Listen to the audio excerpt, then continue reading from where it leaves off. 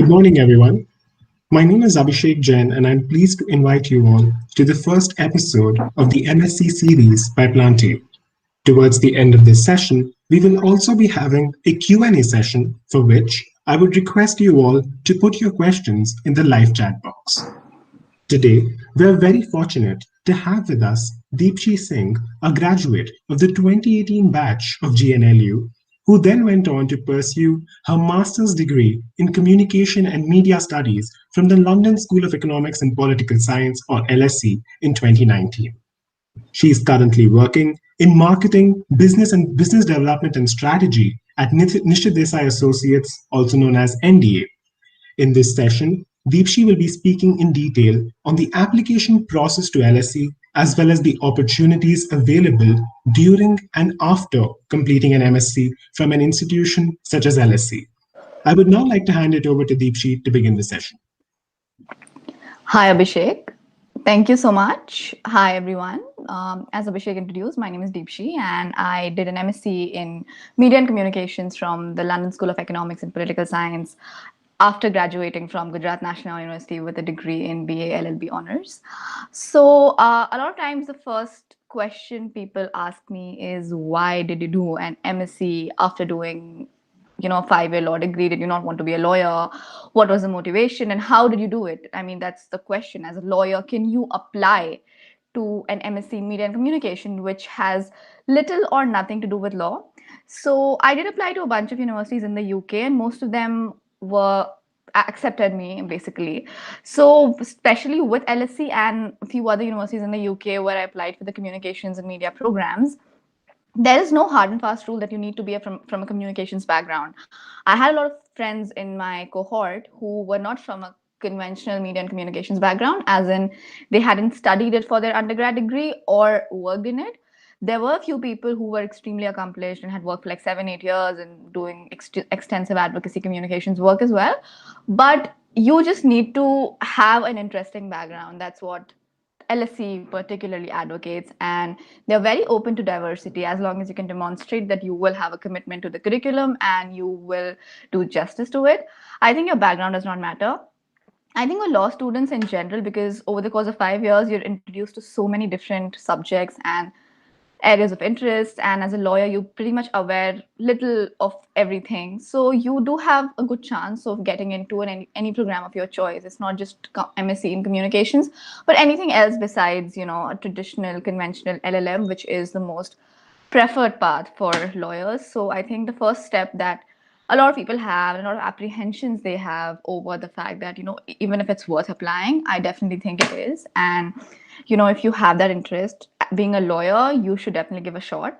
And even besides lawyers, I think people with economics background, finance backgrounds, traditional communication background, or social science backgrounds are highly encouraged. For UK universities, you need a 3-year undergrad degree, so you don't have to do a 4-year undergrad. If you, unlike the US, if you want to apply for a master's in the UK, you need a 2-1, that's a 65%.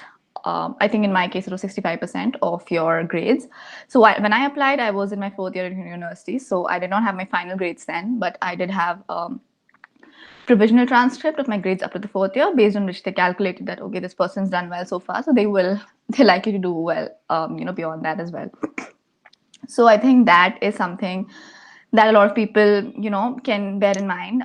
You need to have a good academic record, but besides that, you also need to have an extracurricular record, and you need to have other set of requirements, which is the next point, which is like what you need when you are applying. So number one is your CV, which should be ideally of 2 pages, and in India we're used to writing lengthy CVs, which is more descriptive and in a lot of details, which our law schools also encourage us to write. But I think for international programs, when you're applying for masters, they receive a lot of applications and they don't have the time to go through such bulky and lengthy CVs. So ideally it should be a 2-page CV with pointers, and try to put numbers if you can, like if you're managing the social media account of your society, or any internship that you did, you just mentioned that I raised the following from, let's say, a 5,000 to an 8,000. So these are numbers that really matter, and these are numbers that can actually stand out. So a lot of these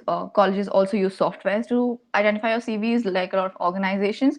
So that's again something where you're, putting those numbers, putting your output in tangible terms really helps instead of just describing it. What happens in a descriptive CV is also a lot gets lost in translation. A lot of context is unavailable, especially in international organizations. So that is something that you should keep in mind. You should always probably speak to somebody who studied or worked internationally before applying. They'll have a better idea of what works in that market. A lot of times, a lot of CVs come to me which I feel are just like too much. There's too much information, and it's difficult to unpack that information. So try to keep that information crisp and precise, and not overwhelm the person who's going to be reading your CV. Besides your CV, you need two letters of recommendation. If you work, then one is a professional letter and one is from a professor or teacher who's taught you. So you can get that, depending on what your expertise is, what your capabilities are. You don't need to give a GRE or GMAT for the course I did, but you need to give an English language test, which is IELTS or TOEFL. So that again is something you can give it later or before applying. If you haven't given the test, you can get a conditional offer depending on other credentials of yours. So these are the few things that you need, and your transcripts as well. And then you need to write, most importantly, a statement of purpose, which is a two-pager maximum. So like 1,500 words, 1,000 to 1,500 words, depending on the font size, how you want to do it. I think that again is something that's more like a story that you want to tell, that why you want to study this, instead of just elaborating what's there on your CV. That's something I learned, and that's something I always tell people. That don't just try to explain what you've done. It's more like, when you're going there as a person. You're not just going as somebody who's done some work, but you're also going, besides that professional academic identity of yours, besides that, there's a person that you are, and you need to show that person, because LSE does not have an interview for recruitment, for like admissions. So your statement of purpose should explain how you are, what's your background, where you're coming from, and why you want to do it, in a way that it's more personal, in a way that tells a story. Storytelling, I think, is really important in today's world, where everything is a brand and humans are also brands. So you have to put your brand there as a human brand and tell a story as to why you want to do what you want to do and what you want to take out of it. So these are essentially the 3-4 requirements that you need, which are also listed on websites whenever you're applying. So it's not difficult. It's just what matters is what you want to put there, because there are thousands of people applying and everyone has access to those requirements, and everyone's trying to do their best. So you need to do something that makes you stand out. My experience regarding the application process. So before that, I think I started applying 1 year in advance, which is when I was in my 4th year of university. So that's the ideal time. Applications are on a rolling basis, especially for UK university. So depending on availability of seats, they accept applications. So the best thing is to start applying as early as possible, and you have a higher chance of getting in. Not just getting in, you also have a higher chance of getting financial aid if you want to. So I started a year in advance, and I would suggest that if you made up your mind early and you have everything sorted, so you need at least 3 months to work on your application. That's the minimum. It took me a lot longer, but I knew from a very long time that I wanted to do it.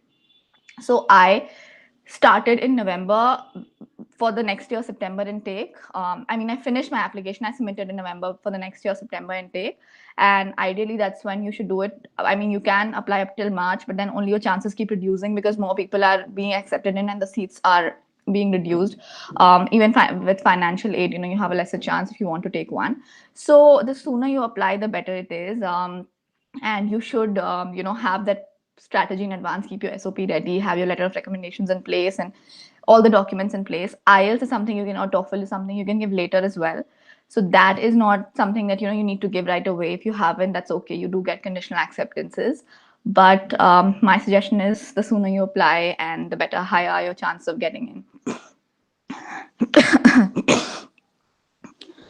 Okay, so my experience, like I said, regarding the application process was I had everything well prepared in advance, and I did not have to worry much. It is very overwhelming. I feel like, when you start out, there's a bunch of opportunities. You need to know what you're doing. You need to figure out. You need to see the return in investment. You need to put your time and money in the place that you feel is the most appropriate for you, and you need to do it well. So it is very overwhelming. I think the best thing to do is talk to people who've done before. That's the best way. They can give you individual insights to what worked for them, what didn't work for them, not just in the application process, but also what to expect out of your year or your curriculum when you go there, and what to expect out of the degree that you are going to be getting in. So so that's something that people can tell you, and maybe based on that you can make your mind. As far as my experience was concerned, I always wanted to study, communications and media. This was something while growing up. I was really fascinated by Bollywood and the entertainment industry. And I grew up on entertainment, basically watching these movies and dancing before TV screens. And, I always wanted to be a part of that world, not just like somebody who's on the screen, but somebody who's basically, I was very intrigued by what's going on behind the scenes and who's doing it and who's managing it all. So I wanted to be that person who's basically in charge of everything when I was growing up. So I felt like this would be a lot of fun. So that was my motivation as a child. I wanted to study communications, and I felt it was a wiser thing to study law for my undergrad because it's more comprehensive and gives you more perspective and also gives you more time to see what you want to do. I feel a law degree is not something you do just to practice law. It's education, and education is an investment. It's never a waste. So just it gave me more perspective. And even during law school, I was very inclined towards media and entertainment laws. So I did internships focused on that. And that was something that I had as a part of my storytelling in my CV as well, that I am fascinated by this entertainment world, which, triumphs in India, and everyone's like really obsessed with entertainment in India, and so am I. And it's something I want to explore further, and I've done that in a legal capacity during my term at law school, and I want to do that, or maybe study about that, learn about that further. And LSC, for that matter, doesn't offer a film course because I'm not interested in the technical filmmaking side or whatever. So I was more interested in learning about the theories and how it impacts the society from a more learning perspective. So I studied courses like film theory and world cinema, and we were made to watch movies, Bollywood movies as well as a part of our course. It was a lot of fun. We did audio visual semiotic analysis, codes of colors in films, and what are their connotations and denotations. And that was again a lot of fun, something for a law student, which I never had any exposure to. Obviously, it meant a lot more effort than a lot of people who were probably aware with those methods. But it was a lot of fun, new things to learn, something that really interested me. My dissertation was on advertising and films, so two areas which I really enjoyed studying. Product placement in Bollywood films. I had to watch like 50 films to just do my dissertation, and it kind of gave me a film fatigue. It's a term where you just like get tired of watching too many films. But it was fun. It was a lot of fun, just like doing your homework, and your homework is watching movies. So that's something I really, really enjoyed. And that's something I always tell people, that there was this point in my life where I was just watching movies for my homework and, writing about it. So that's something I really enjoyed. But even besides that, during my term at LSE, I was a part of societies. I was a part of the LSE SU India Society. So we organized the LSE SU India Forum.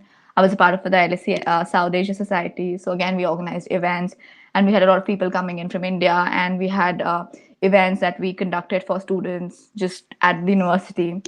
I was a part of film festival, so I volunteered with film festival. I worked as a film critique with the UK Asian Film Festival in their young curators lab. So that was fun. That was like watching legit movies and judging them to see if they make the cut to the festival. And that was a childhood dream of mine. That was something I really, really enjoyed doing, and I always treasure that as one of my most valuable experiences. That also gave me a lot of like networking opportunities, and it just gave me a lot more perspective and vision and more insight into that world, which I always admired and appreciated and wanted to be a part of. So that was a childhood dream come true for me, that all made possible during my term at LSE. um, so yeah, so going on, I also managed to get a job at an international communication consultancy, which worked on marketing and publicity for Indian films in the UK. So I worked there for a year, and that was again a very interesting experience. We had clients which were OTT platforms, and we were working on promotions for this show and for the shows internationally in the UK, US, Singapore, and movies as well. So every week or every other week, we had a movie or a show coming in, and working on that entire campaign to promote, to make sure that it gets that visibility in the media, in the diaspora audiences. So that was something that was a lot of fun, and a lot of my learning at LSE helped me structure those campaigns. But also, besides movies, which was something I wanted to do, and I really had this childhood dream that I wanted to do, I also studied a lot of other things like digital media and social media, and just getting to learn it from a theoretical perspective. It wasn't like we're being taught to code, or we're being taught to design a website or something graphic. It was more about theories and learning and reading more. So just theories on social media and how they're disrupting society, or strategic communications, or how do you manage relationships, things like that, like a more theoretical perspective of a lot of things, which I currently apply in my job at NDA. So that's a lot more client relationship management and business development and strategy, and that has a lot to do with corporate communications, internal communications, PR, strategy. That part is something that I am actually applying, and that it sort of gave me that perspective. I would say made me smart enough to probably do what I'm doing right now. So LSE education, when you see the course or structure, it's not something that you can actually apply. They don't teach you how to make a graph or how to make a model, or they don't teach you about a communication funnel, but they just fuel your imagination so much that you become this creative thinker and active learner, and you're more pushing yourselves to be a smarter person. And I think in the world that we live today, it's a world of self learners and self educators. I think you just need a platform which gives you that sort of push to try and make you yourself better. So that's something that I've learned from LSE, and I will keep carrying through the course of my life, that I just want to be a better person each day. Also, my interaction with my cohort, I think that's really, really important, and my professors as well. So we had a very interesting cohort. It was around 240 odd people. Spread across I think some 30-40 countries, and just learning with them, learning about them, having those discussions. So we had classes as lectures, and we had seminars as well. So it was more personal, more interactive, and this was pre-COVID. So obviously we had the experience of sitting in classrooms, which in today's world, I think is something that people can't imagine, and people don't know when will that happen again. So that is something that we really treasured and valued. So I think that was amazing, and just learning from people who some of whom were highly accomplished was an experience that I take forward even today. I think I see them do so well. I am in touch with a lot of them, and even today there's so much learning that I get out of them from just looking at their social media handles or just the kind of work they're doing. So that international community that LSE helped create and develop, I think there's also a very great alumni network that LSE has. And there are book clubs, and there are like regular panel discussions where we get invited to, where our professors are talking, and media department specifically is very, very active. Even during our term, it was one of the most active departments, and we had like frequent parties, and take like we used to go to some place and have like dinners, and so that sort of networking stuff used to go on all the time. And our professors were really proactive in ensuring that the community is together, and everyone's just tied together, and everyone's just like learning from each other and interacting with each other as much as they can. So that was something which I feel like a lot of departments, maybe they don't, but media department generally at LSE was very, very, very active that way. And that's something I feel that it really gave me a very good social life, because of the constant efforts of the department, and something that I could really capitalize on, not just professionally but also personally. And I mean, that is something that continues till date. So yeah, so that, and yeah, professors, I think that again, some of them are really, really esteemed, and they are authorities in their field, and they've published world quality research, and just the feeling that you're studying from somebody who is so renowned and who's done so well and so recognized. I think it's really overwhelming, but it also is just it's just an experience that I cannot probably put to words, especially if you are enthusiastic about academics. I think LSE is a kind of place where you need to be enthusiastic about academics, which is why they really, really focus on academics. And the evaluation methods are also very, very academic. So you have exams, or you have essays to write, or it's all like research focused, extensively research focused. It need to use your critical thinking. I think in the Indian education system, critical thinking is something that is really missing, and we're not taught to be critical thinkers. We're taught to just like take things as it is and not question them as much. Lawyers become more analytical because you have to apply things, from one to another. And I feel of myself as somebody who's very analytical, but I think critical thinking is something that even I developed a lot during my term at LSE. I started reading a lot more, and exploring subjects like feminism in ways that I hadn't. And we had professors who were like scholars in feminism, and how media and feminism are related, and things you couldn't even imagine how important they are. And I think when I was doing a dissertation which was about product placement, and in films, and it just all turned out to be, when I was writing, I think that thinking influenced me so much. It turned out to be about women, and how women are objectified or commodified, and then the whole conclusion was about, it just ended up focusing a lot on women and on male gaze. And so it was very, it just impacted me in ways I probably cannot demonstrate in my words, or in my actions, but then it's there in my thinking. It's become a part of my personality now. I think I cannot disassociate my LSE experience from my personality. And I think that is the point of education, because it just shapes you into the human you are. And then that's the person that you are for the rest of your life. So I'm so glad and proud that, that's something I could during my term at LSE. I mean, returns on investment, and people worry about getting a job and things like that. I mean, they matter as well. But I think what matters the most to me is the fact that I became this person that I'm really proud of, and I want to take this person forward, and that only happened because of my term at LSE. Obviously, my undergrad degree played a very important role. Up to a point, those 5 years shaped me into the person who was good enough to go to LSE, and then thereafter LSE made me this person that I am today, and somebody who's always working on growing, and learning more. So that's so important, and that's the kind of thinking that LSE helped me develop. So yeah, so I think if you talk about opportunities after you finish your masters, the visa regulations relaxed now in the UK, I think there'll be a lot more opportunities, because visas are a big issue. But again, with COVID, everything's very uncertain at the moment. But I do feel that you do have opportunities as long as you become the person that you are, and you're confident enough. And media and communications is an industry which is not about your hard skills; it's more about your soft skills. I mean, if you do know to code, and you do know graphic designing and things like that, or things that matter, it's great, it's amazing. But then it's more about you as a person, and what you bring to the table, and how creative as a thinker that you are, how critical as a thinker you are, and how you apply things mostly. So that's something your education will teach you. You will see that difference. And no matter what part of the world you work in, these are skills that really matter, and they take you really forward. And hard skills like Excel and coding, etc., things you can always learn. These are, anyone can teach you, and you can do a course and you can learn. But studying at a place which gives you an environment to foster your creative thinking, I think that's rare. And in a community which makes you smarter and question everything around you and inspires you to grow again, is very rare. So I think these are skills that do not have tangible returns, but then for the rest of your life that you're a different person, a better one actually. So I think when you talk about opportunities, I think that's something that, it's more intangible than tangible. Yes, you do get a job.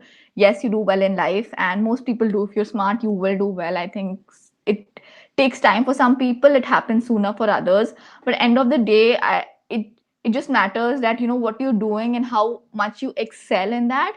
And that training that you get, that education that you get at LSE, studying media like I did, or anything else that if you decide to do it, and if it's a similar sort of a environment, I think that's something that will set you apart from everyone else. And these are skills like that will actually make you stand out in this really highly competitive environment, and really highly pressurizing and intimidating environment, where everyone you feel is such an overachiever, and you don't feel so good about yourself. Let's say when you open your LinkedIn, or it's just intimidating seeing how well everyone's doing. So I think that confidence you need to have on yourself is something that I developed a lot, and I feel like a lot of other people who studied alongside me did as well. So that's one return that will help you for the rest of your life. And I mean, jobs and opportunities, there are endless opportunities all over the world, and the best people find the best fits for themselves. So that's again individual effort and luck and everything working out for you. But then how you do it is something that your education will determine. General tips for people who want to apply. I think, like I mentioned, you start as soon as possible. I think that's again the best tip, and it might sound very simple, but it is actually increases your chances by over 50% of getting in if you're good. A lot of people who apply late and are really good don't get it because they don't have seats available. So again, that is something that's really important. A lot of people, maybe they don't pay attention.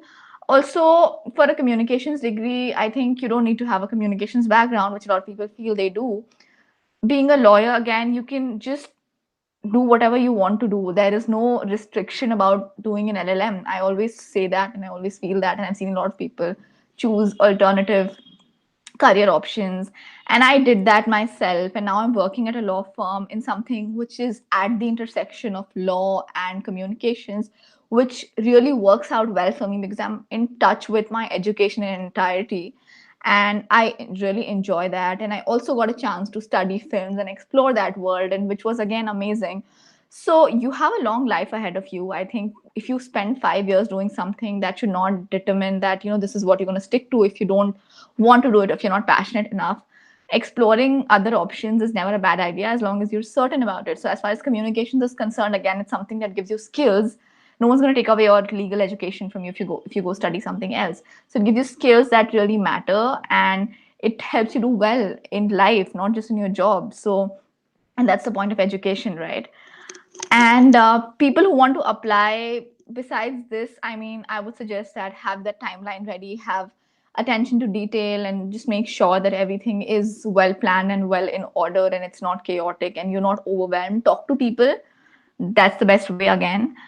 Yeah, so I think that's all I have to say. And I feel like it's a very very interesting process, and it will be a very interesting experience for people who want to study communications, not just from LSC, from anywhere in the world, which is good. I think communications as a degree, as like if you're studying it as a part of your education, will make you a better person, and it's a skill that's extremely essential in today's world, where everything is about how you communicate. You can just make a lot of difference with that. So that is something, which if your education can incorporate and can teach you to do that, I think you're going to do well for the rest of your life. And anyone can do that, lawyers, non-lawyers, and also at the same time lawyers can do anything. It's just not one thing that lawyers need to be doing. You become a lawyer, you get that smartness, and then again, you don't have to sweat at a corporate law firm for the rest of your life or do litigation in courts if you don't want to. So so that is, I think, in a nutshell, that's all there is about my experience. If anyone has any questions. Thank you so much, Deepshi. I think that was a very, very detailed session about what exactly an MSc entails and also about your experience with the whole application process. So thanks for that. Moving to the Q&A session, I think we have a couple of questions.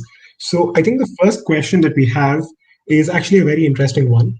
So after completing a 5-year LLB degree, which is a very long and a very, very long and tiring degree in itself, there are a lot of options that a student could take up for a master's program, ranging from an LLM to an MSc to something else.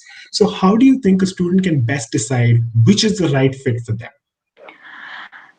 Yeah, so I think, like I mentioned, one of the best advantages of studying law is that you get exposure to so many different things in one entire curriculum. It's environmental laws, and then there's family law, and there's human rights, and there's criminal law, and so many things, not just besides traditional conventional law courses that you study. It's beyond that, political science, you were studying economics, and now you have social. BSW, GNLU offers that as well. So you're doing social work. So that is an advantage. And I think as an undergrad degree, when you explore so many options, I think studying law for 5 years is a good exploratory option as well for people who don't know what they want from life, because you get access to so many subjects and so many different platforms for learning, and you can take that call. If somebody ended up liking economics, and you have like at least 2 or 3 semesters, every law school teaches you banking, finance, economics, macro, micro, and if you end up liking economics, you could probably do something with that. So I feel like it's a good thing that you get access to so many subjects and so much of learning, and little bit of all, not too much, not too little, but just enough for you to understand if you have an interest in that subject. In my case, I always knew I wanted to do communication, so it was never it was a no-brainer for me basically. So I never had to take that call of deciding, okay, this is what I want to do. But yes, there are subjects which I thought like I wouldn't enjoy, but I really enjoy. Like family law, for instance, is something I really enjoyed during my term at law school, or criminology, things I never knew I would. Not like I'm doing anything related to family law right now, but then I learned it and I really enjoyed it. So people should look at it in a good way, that you get to learn so many things and then you have so many options. You can always decide what works best for you and what you want to pursue further. Subjects that you probably would have never thought you will like or would study. And you can, like I said, 5 years of learning does not contain you or confine you to a career path. You study for 5 years and then you have the next 40 years or 30 years where you'll be working. So you don't let those 5 years determine that, okay, this is what I studied, if this is what my degree is called, I have to do this.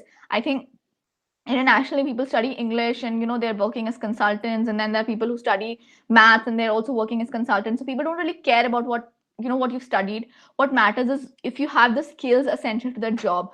I feel like India will take a while to get there, but we are slowly getting to a point where people don't necessarily connect your degree to what is the job that you're working on, as long as you have the skills for it. So people should understand that and try and develop other skills which will help them in real time than just academic achievements or academic credentials, or just adding those subjects and degrees to the basket and just not making any good use of it. So I think if that answers your question. Yeah, it definitely does. So I think this probably brings me to my last question. And and I think this is again an interesting question, because since you mentioned that even when you were doing law, you knew that you wanted to do something slightly different, but still, engage with the law at some level. So would you want to make a comment on the scope of actually, like getting a job in the interdisciplinary aspect of law in India? Definitely. I mean, you should, and it's all about you looking for it. I think that a lot of times these sort of roles are not advertised, or these sort of roles are not very mainstream. So let's say when you study law and you study something else, you always take that learning of yours to what you're studying. So if I was doing media and communications and I had social media, and I would always bring in competition law and antitrust and technology into the mix. So in my essays, I would write about Section 230 of CBC USA, and what the EU competition law rules talk about. So these are things I brought that different perspective in my education in further, and a diverse perspective to my class, to my cohort. So that was something that really helped me study in my further studies as well. As far as looking at something at intersection of what you've studied, like I said, it's something that you need to explore. Like a lot of law firms, for instance, have these roles in HR, or they have these roles in business development or marketing. And like, let's say my background was communications and law, so I'm now doing something at the intersection of both. But I did look for those sort of roles. I actually went to the NDA website and applied for it. That's how I got my job. So you have to keep an eye out. You have to keep talking to people. Try to talk to people from your university, from people in the industry. I think in India, again, a very, very big advantage that you get after studying law is that you build this huge network of professionals, and people are generally very supportive and very helpful in the community in itself. So even if they're not from your college, or from, let's say, you're not from a national law university, people still are very supportive. So the more you talk to people who are working in organizations, a lot of my friends are doing policy and research, so they are talking about like a lot of legal regulations, but also putting in policy recommendations there. So there are a lot of options, and people can tailor their interests. And the thing is, it takes a while. I think for me, it took a while. I was like, I want to do entertainment. I did that for a while. I felt that, what am I doing with my law education? Or maybe I need to put my brains to better use, or more use, let's say. So now I'm doing what I'm doing, and I put a lot of my brains to use, and I have a lot of interest in media, entertainment, technology. So I even keep reading up on that and putting that in my strategy. How do we get clients from that sector? If it's business development, tracking those sort of developments in the technology space in the US and India and the EU. So that again happens because that I have that legal bent of mind, and I know what is a M&A, what is a PE. So these are things that and it really helps you. So again, like I said, there are options out there. These options are not open, like out in the open, as much as traditional jobs are. What you need to do is look for them, and the best way to look for them is to talk to people, try to network with people who you believe will give you the right sort of input, and just capitalize on the legal fraternity that we have in India in general. I think it's incredible, just being a part of that network. People will support you, you will learn. So, and you will figure out as you go along. No one has it figured out in one day. So I think it's a journey that you need to enjoy and explore options and see what is the right fit for you. And you don't even want to do it sooner, because you keep changing as a person, and your interests keep changing as well. So with your changing interests, with your sort of dwindling ways, and then you figure it out, and that's the fun part of it. So just make that journey, just your professional journey, a lot more fun than it can traditionally be. Keep looking for opportunities, keep doing well in what you're doing, and just make it worthwhile. Yep, I think that answers the question. Thanks a lot for that, Deepshi. And I think that also brings me to the end of this session. So I would just like to thank you for taking the time out on a Sunday to come and have a session with us, because it was honestly a very, very wonderful session. And trust me, it's going to help a lot of students who are probably considering doing an MSc degree after their LLB. So thanks once again, Deepshi. Thank you so much. It was my pleasure. Thank you.